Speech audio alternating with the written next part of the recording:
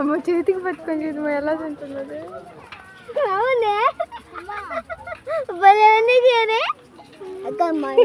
వాళ్ళు ఉంది కదా దొస్తుంది ఎక్కతుంది పైకి ఒక్కతుంది.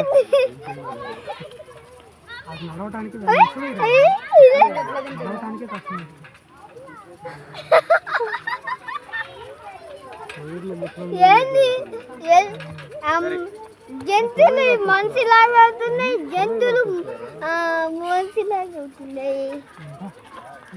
ఎంత బాగా ఆస్వాదిస్తా అందరూ.